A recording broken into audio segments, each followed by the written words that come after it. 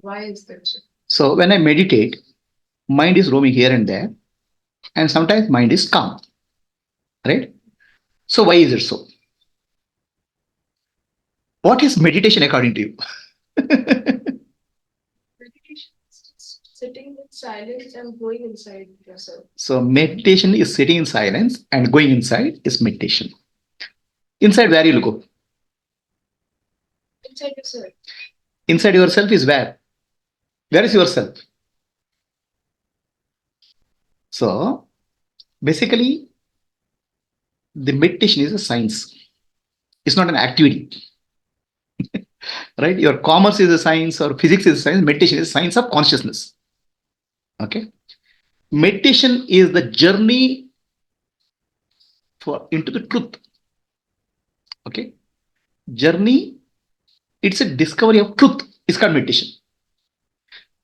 Silencing is one part of that. Really, the meditation means discovery of truth. Okay. The truth. What is the truth? What is truth? Truth is God. Truth is consciousness. What is universal? What is God? You're trying to discover the process of meditation. It's not about silencing the mind, right? It is a process of self-discovery. When you say self here, the self has two connotations: SELF, small SELF, which means individual. SELF means universal, God. Okay. Until you discover SELF, capital SELF, God, mind will not be silent. Until that point of time, it's only just struggling with the mind. Your mind will become silent when you discover the SELF, which is capital SELF, which is called Atma or God within you. That makes the mind silent. Okay. Otherwise, it's just a process of on and off. Now, why discover of God, SELF, capital SELF, makes the mind silent? Each of us have a concept of individuality, self, right? All our thoughts are related to self, small self, which is individual self. So, right now, you are a woman. The moment you take an identity of woman, all woman related thoughts will be there, either deep rooted or explicit. The moment I take I am an engineer, engineer related thoughts will come. So your thoughts are related to your identity. Understand? There may be some hidden thoughts or explicit thoughts, but ultimately your identity becomes your thoughts. Understand?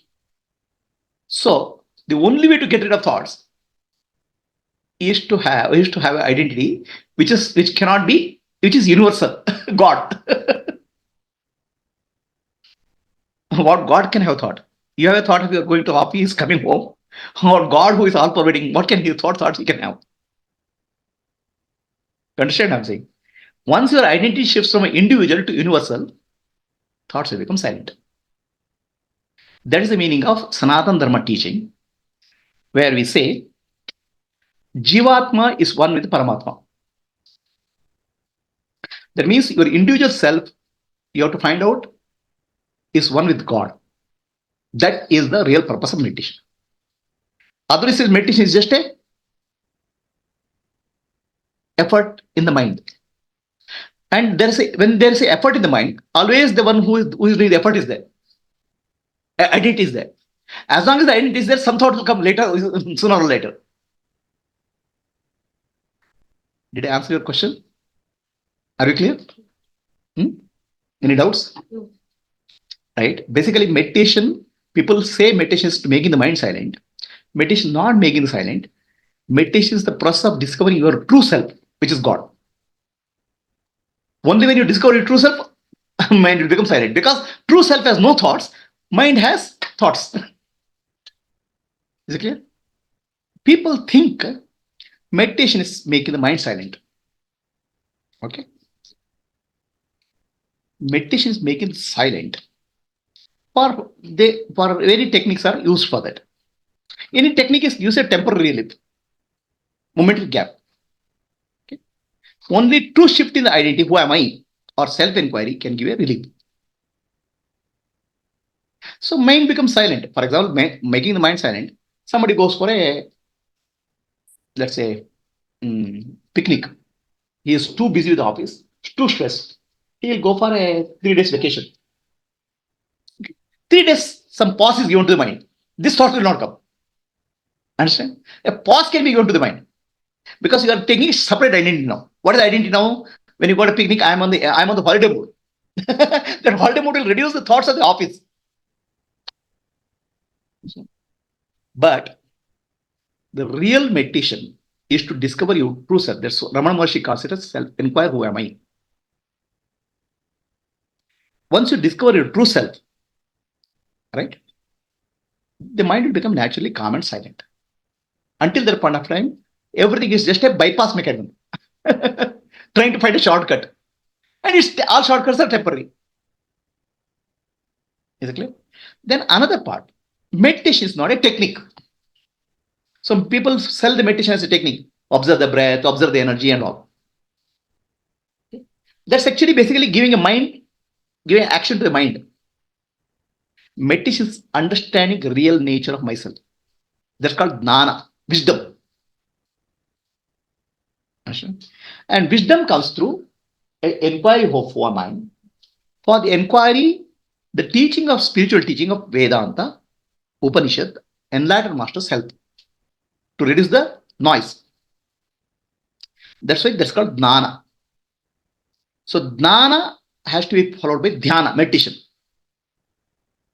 Dhyana, without a jnana, will not be very productive. Are you clear? So I'll give you an example of jnana and dhyana in some way. Somebody is overweight. He goes to the doctor. Doctor says, reduce your food intake. Okay. If you reduce your food intake, it's good for health. He doesn't understand what is good for health. So this guy goes 1 day, 2 days, he reduces. After that, it will continue like that. One day he has a diabetes. He goes to the doctor. Doctor says, my dear, I told you to reduce your weight. You didn't do. And diabetes came. And diabetes caused by sugar. And you're eating too much of sugar. Now he has got a jnana. Now he reduced sugar. Others just putting effort to reduce the food, reduce the what I'm saying, try to apply something without understanding what's happening will be temporary effort. So you have to understand clearly why I'm doing what I'm doing. Then the meditation will be clear and sharp. It's focused on discovering your true self, discovering your true nature, God. That's why it's always jnana followed with dhyana. Jnana means, what is jnana? Jnana is not acquiring more knowledge. Okay? Not that I'll acquire some 10 scriptures I read, 20 scriptures, 20 books I read. No. Jnana is a systematic way of understanding the true nature of the world. Jnana is a systematic way understanding everything in the world very systematically. Everything in the world is indivisible part of God. Okay? But we see it as separate entities. Everything in the universe is indivisible part of the universal consciousness. Indivisible. But we don't see that way. We see it as a division. Right? Why do we see the division? Why do we see separation? Our identity, right? Our belief systems, our cultural conditioning, and primarily our sense organs. Our sense organs are very limited in nature. They're like holes. Our eyes have a limitation. A eagle can see 1 kilometer from high sky. 1 kilometer, it can see a small mouse going. Our eyes cannot see that. A bat has a sharper ears compared to our ears. Bat. A dog has a sharper smell than human beings. Our sense organs are very limited. Do you understand? We cannot see infrared light. We cannot see infrared. We can infrared light. We cannot see gamma rays, X rays. We are not able to see the universe as it is. We are seeing a piece of the universe. Are you clear? For example, this moment, you become superwoman, like Superman, superwoman, and you get an X-ray vision. Means your eyes can see X-ray. Then if you look at me, how do I look? How do you see me? If you get X-ray vision, how do you see me? What will happen to me?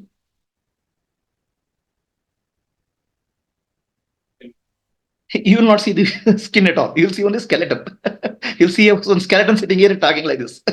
So the moment our vision, the moment our ability, the eyes changes, the whole world changes. Correct? So we are not able to see the world as individual whole because our sense organs are very limited. Are you clear? That's limitation. Nothing you can do about it. Then our mind is also limited. So these are like 6 blind men trying to figure out an elephant. One person touches the tail and says there's a rope. Another person touches the leg and says a pillar. Another person touches the trunk and says it's a curved. But none of them have a true picture of elephant. So the elephant in this case is God, the totality. And the blind men are sense organs and the mind. They'll figure out the whole thing in small pieces. Okay. In that small pieces, we'll meet the bigger picture. The meditation is journey from small pieces to bigger picture. Discovery of your true self, which is universal consciousness. Only when you discover the universal consciousness, the mind will become peaceful. Otherwise, the blind man who is touching the tail, he'll think that elephant means a rope. He'll say, it's like a rope, I can use it for tying anything. He has his own uses. Another person says, pillar, I can use it as for building my house. But nobody understands the elephant is much bigger and mightier than that. So basically, meditation is a process of discovering your true self, merging with your own true self. There, the mind becomes silent. Are you clear? Until then, mind will be noisy. I'll give this example to one way. Right? Now, there are so many meditation techniques are told. I'll do the breath observation and all. They are there. They have to make the mind calm for some time. But our mind is already, you can imagine a house. In a house, a lot of garbage is stored somewhere else, everywhere. Right? Now you use a vacuum cleaner, like this small vacuum cleaner robot. Clean this house. How it can clean? No. There's some big chunks are lying there. The big dirt is there. Waste material is there. That you have to throw out. Then fine material you have to use the vacuum cleaner. The meditation like fine cleaning the fine thoughts. Gross thoughts you have to get rid of through jnana. Very clear? So jnana is self-enquiry. What is this world about? Who am I? Who is God? So all who is God, what is this world and all, we have got a cultural conditioning based on where we are brought, our family conditioning, our religious conditioning.